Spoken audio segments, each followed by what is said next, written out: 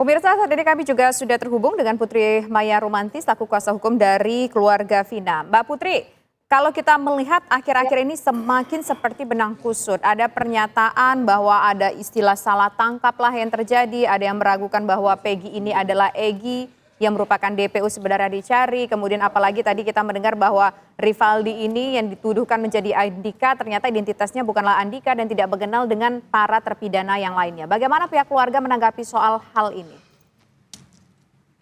Iya Mbak, jadi karena ini sudah banyak isu-isu bertaburan lah ya, apalagi teori konspirasi ini sudah luar biasa gitu kan, aduh menyebarnya udah nggak karuan gitu. Pada prinsipnya pihak keluarga ini kan hanya mengikuti hasil yang sudah diberikan dari kepolisian, kejaksaan dan pengadilan ya. Jadi terhadap proses persidangan, proses pemeriksaan itu keluarga sama sekali tidak mengetahui dan itu semua sudah diserahkan kepada Pak Rudiana selaku orang tua Eki begitu. Jadi kita tidak ambil pusing perihal itu ya Mbak.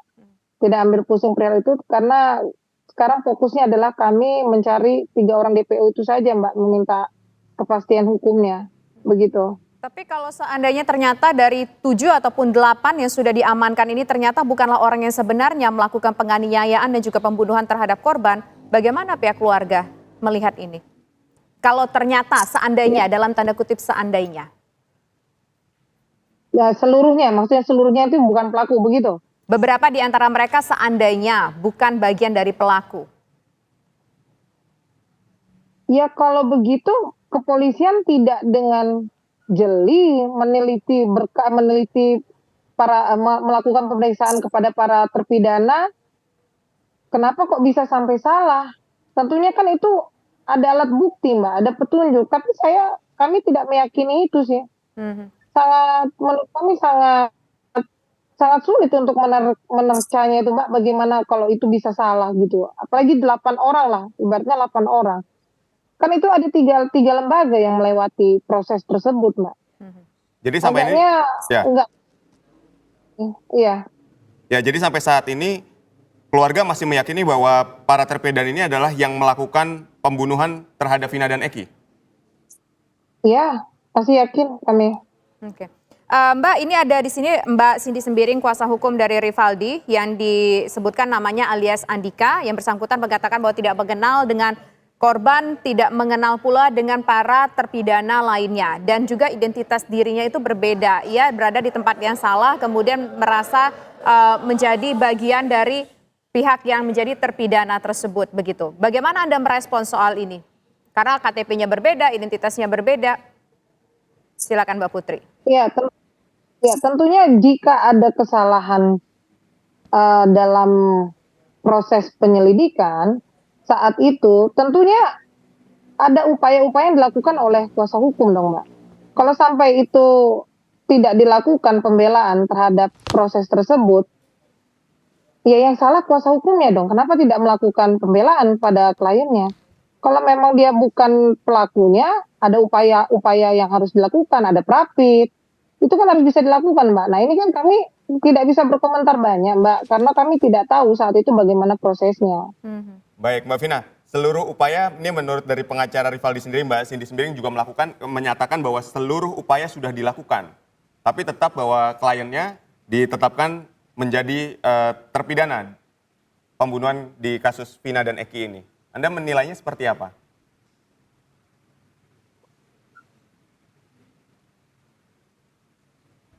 Ya Mbak Vina, Mbak Putri silakan. Iya, gimana maksudnya? Ya, jadi gini kan saya tadi, nggak tahu. gini, ini masalah upaya, Anda tadi menyinggung sedikit masalah upaya yang dilakukan oleh pengacara dari Rivaldi sehingga ada salah tangkap gitu. Nah sedangkan tadi Mbak Cindy Sembiring menyatakan bahwa segala upaya sudah kami lakukan tapi tetap kliennya ini ditetapkan sebagai terpidana dalam kasus ini. Ya berarti kan ada keyakinan Mas, terbukti di dalam fakta hukum. Kan kita tidak bisa berasumsi sendiri kalau 3 lembaga itu saja meyakini, kan itu upaya hukum. Upaya hukum itu kan berarti kita mencoba membuktikan bahwa apa yang kita duga itu salah, kita coba itu kan di persidangan. Tapi ketika di persidangan itu terbukti, menurut majelis hakim melihat, kan yang yakin itu adalah majelis hakim ya. Kalau kepolisian, kejaksaan tidak boleh yakin. Yang punya keyakinan itu hanya majelis hakim, Baik. pengadilan. Oke. Kalau majelis hakim meyakini perbuatan mereka, ya kita tidak bisa mengatakan itu tidak benar, tidak benar gitu. Jadi saya juga baru bertemu ini dengan Mbak Nadia ya, kuasa hukum siapa, Rivaldi ya? Mbak Cindy. Mbak Cindy, sorry Mbak Cindy ya. Baru saya ketahui kalau kemarin kan kuasa hukum siapa Bu Titin dengan Pak Jody Tata, aja. ya. Kalau Rivaldi baru hari ini saya komunikasi. Mungkin Itu saya juga Mbak Cindy dapat mendapatkan mengomentari cerita. Mbak, upaya hukum apa saja yang sudah dilakukan oleh Mbak Cindy untuk memperjuangkan bahwa Rivaldi ini sebetulnya bukan Andika. Anda dapat memberikan tanggapan upaya hukum seperti apa saja yang sudah dilakukan oleh tim kuasa hukum. Silakan Mbak. Oke, terima kasih Mas. Pertama ya kan, dari tanggal 30 saat dia ditangkap pertama kali untuk kasus yang berbeda ya, penganiayaan di Polsek Utara Barat, itu langsung dipindahkan ke Polres. Bukan saya mau mengungkit lagi ya, hanya ingin mempertegas dulu upaya apanya gitu kan. Nah setelah itu di tanggal 1 September klien kami Rivaldi itu di dalam BAP yang besar ini itu sudah di BAP ya, tidak didampingi sama sekali saat itu, tidak didampingi sama sekali. Baik. Setelah itu kami terus bolak-balik, tidak pernah bertemu dengan tidak boleh dipertemukan dengan Rivaldi, terus dibawa ke Polda. Itu upaya kami sudah banyak banget ya. Baru kami bisa ketemu tanggal 20. Di pikiran kami di tanggal 20 itu akan ada BAP lagi, ternyata tidak ada. Tetap meracu pada tanggal 1 September. Setelah itu muncullah kami tidak melakukan upaya pra-peradilan. Kenapa? Karena Rivaldi itu tidak ada surat penahanan untuk kasus pembunuhan Vina dan Eki. Baik. Ya. Dan adanya surat juga datangnya bukan ke rumah Rivaldi, melainkan ke Banjarwangunan karena rumahnya Rivaldi itu di Pamengkang. Ya. Jauh jaraknya. Berbeda ya. Nah, makanya kenapa kau tidak melakukan ini, sudah kami lakukan semuanya. Kami nunggu surat karena kan kalau mau melakukan pra-peradilan kami harus ada surat penahanan dulu. Ya kan? Baik. Penangkapannya sesuai itu tidak. Gimana kami melakukan pra-peradilan? Suratnya aja tidak pernah kami dapat. Ya. Baik. Setelah itu muncullah jadwal persidangan awal. Disitulah baru terus selama persidangan kami terus mencoba bahwa ini adalah namanya Rivaldi bukan Andika. Dan di dalam kesaksian di dalam pengadilan ya, di dalam persidangan itu ketujuh tersangka juga menyatakan dia tidak pernah mengenal maupun Andika maupun Rivaldi. Baik. Oke, baik. Nah, Sampai sekarang di dalam pembuktian pledoi segala macam juga kami selalu menunjukkan bahwa klien kami adalah namanya Rivaldi Aditya Wardana, bukan Andika. Makanya pada saat dakwaan masih ada nama alias ya, Rivaldi Aditya Wardana alias Andika. Baik. Di saat tuntutan berubah lagi menjadi Rivaldi. Terus di dalam putusan baru berubah lagi realnya menjadi Rivaldi. Di situ aja sudah kelihatan. Oke. Kenapa? Kok diubah-ubah gitu? Kalau memang pihak kepolisian maupun kejaksaan meyakinkan bahwa itu adalah Andika, kenapa tidak tetap kukuh bahwa itu adalah Andika?